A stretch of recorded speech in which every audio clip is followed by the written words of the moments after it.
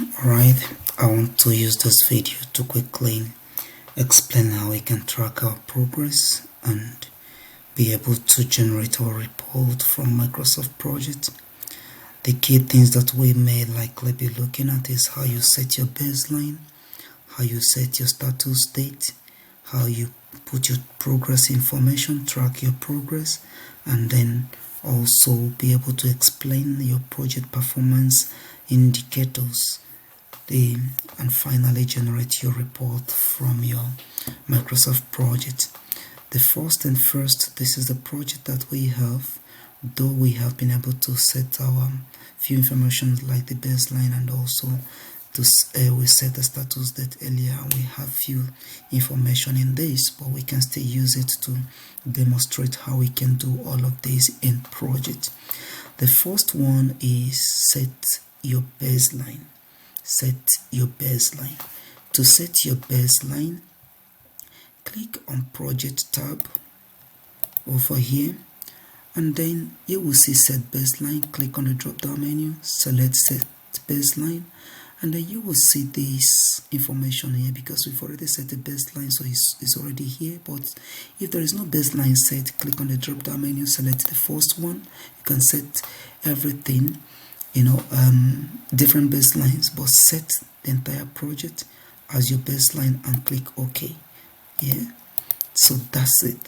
That's just the basic thing about baseline, and we are done with it.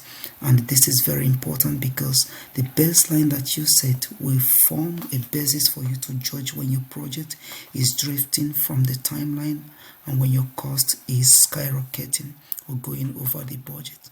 For you to see your baseline, put your cursor by the corner here, right click, go to tracking and then you will see your baseline here because both the bars are here. So if you take a good look at what we have here, you'll see that we have two bars. Example, like this one, we have one on top and we have the one under. The one under is the baseline, the one on top is the actual bar for the work package. Alright, so we've set our baseline. Now the next thing is to set your status date. We have already set the status dates in this project. Like you can see here, we have 1, we have 2, we have already set 2 status dates. But let's check what happens. We're going to set a new one now. Click here. Still be on the project tab. For you to do that, make sure you click on project. Then you will see your status date. Click on it and then set your status date. So we had our last status date as 5th of June. So we're going to set another one, let's say 1 month after. And 1 month after is going to be in July. So July 3rd. So this is going to be our new status date. If I click OK, I will have a new status date set. And that is here. So you can see that I have how many status dates already previously. So if this is my new status date line here, you can see it over here. Alright, let me just delete this so it will not confuse us. Alright, now that I've set my status date, the next thing is to key in my project progress information. In keying in your project progress information, there are so many information that you might enter. How your project is being executed, the day each activity started, if there is any change in resources, if there is any other change in anything, maybe the day that your project finish is not the actual finish, the finish date that was earlier scheduled. You must have to note all of them down because that will help to generate information regarding how your project is performing. I'll give you a quick example. Let's assume that we are supposed to start this tax, structural and first fixing, on the 24th of July. But something happened. We started about 3 days late. So instead of starting on the 24th, so we started sometime on the 29th. If I select that, that is my status date, but you can see that my baseline still remains the same. You see what happens there, it will push the bar forward and also push the one in front of it also forward, as long as maybe there is a relationship existing between those tags, so you can see what happens there. All right, so that is number one. You make sure that the actual start date of each of these activities are properly recorded. Are you with me? All right. Now the next line of action is, say you have entered all the information as far as the project is concerned, and you have set your status date, and you want to generate, your status or as at this date. There are various ways to do that. You can go to your tags tab and then use these icons and check all the work packages that fell within those periods, and update their percentage completions under this column. And sometimes you have to also key in their physical percentage completion here. So let's take a look at this. If you take a look at this one, this should have been completed. Remember, this is where we have our status date. So we have this one here. Let's assume because it is before the status date, so we can come in here and simply say it is already 100% complete. So you can just click on 100%, and that will be recorded. Both the actual finish and the actual start date will be populated in there. And you do that for all the tags that fell within the status date. But instead of doing that one by one, you can just click by the corner where you see my cursor now. Click here to highlight all the tags in your project, and then click on mark on track. Once you click on mark on track, it will populate all the information. Every single one within that status date will be populated. You will see, including this one that is 43% done, has been also populated, and all these ones are 100% done. This one is 80% done, it's not complete yet. This one is 17% done, this is 100% done, and it will also say this one's are 99%. So you can check on site and see if they are 100% done. You can just increase them a bit to 100% just to update them accordingly. All right, so once you have done that, then you can be able to see the overall percentage completion of the project on the top. You can see that here is 67% complete. So this is how you generate your progress. You put in your progress and be able to see how the project is going. But to actually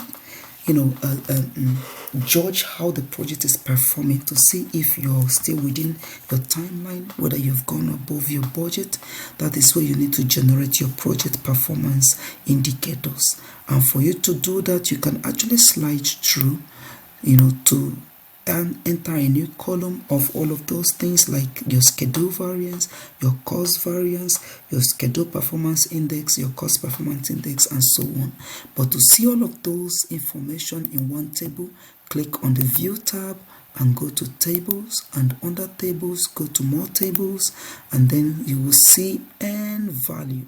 Scroll up and see N value and apply it. And then you will see all the information that you have here in one column.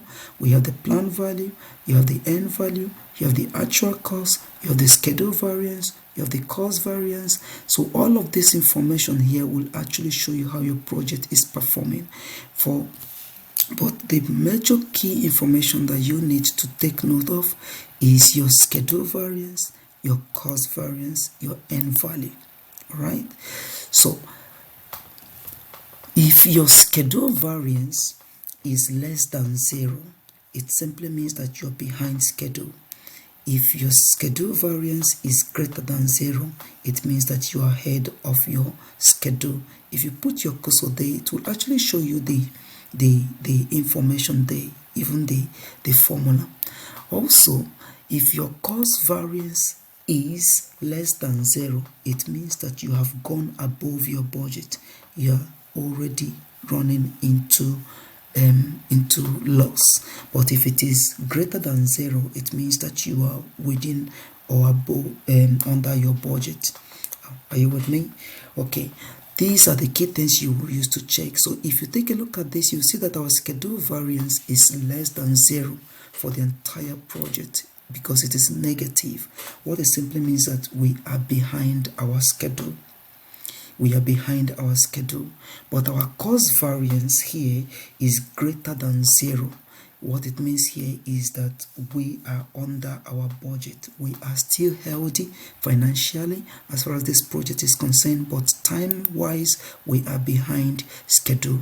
To generate other key performance index, click on the drop-down menu here under tables, still go to more tables, then end value cost indicators, apply that, and then you will see your cost variance percentage and your CPI. Your CPI is cost performance index, is another way of judging how your project is performing. Once your CPI, cost performance index, if your cost performance index is greater than 1, it means that you are actually good. It means that you are okay. That means you are still healthy financially. If it is less than 1, it means that you are already, running some losses in your project. And if you can also generate your SPI information, that is your scheduled performance index, by doing the same thing on the tables. Go to more tables and then go to end value schedule indicators and apply that, and then you will see your CPI. If your CPI is less than 1, it means that you are behind schedule. If your CPI is greater than 1, it means that you are ahead of your schedule. Since our CPI here, if you take a look at this, is less than 1, it means that we are behind our schedule. So these are the key information you need to be explaining. If you have this information, you'll be able to define how your project is performing, whether you are on track in terms of cost and in terms of timeline. I hope that makes sense. And then finally, to generate our reports, just click on the reports tab here, and there are so many reports to generate. You can click on the drop down menu, see all the key reports to generate here. You can also create one from scratch by selecting any of this and populating it with what you want.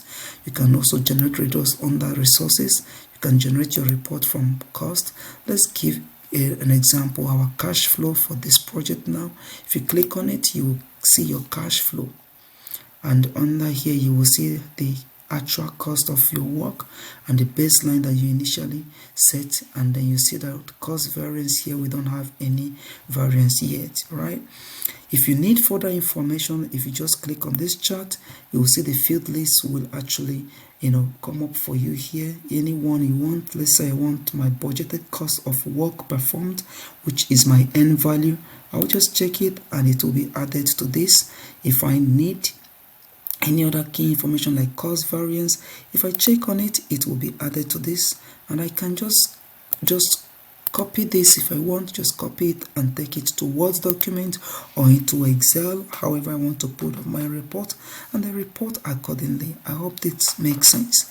Alright, so this is the end of the video. Hopefully this will help us to understand the information proper. But if you have any other query, you can always drop information down the video, or possibly drop me an email and I will respond. Alright, thank you for watching. Cheers.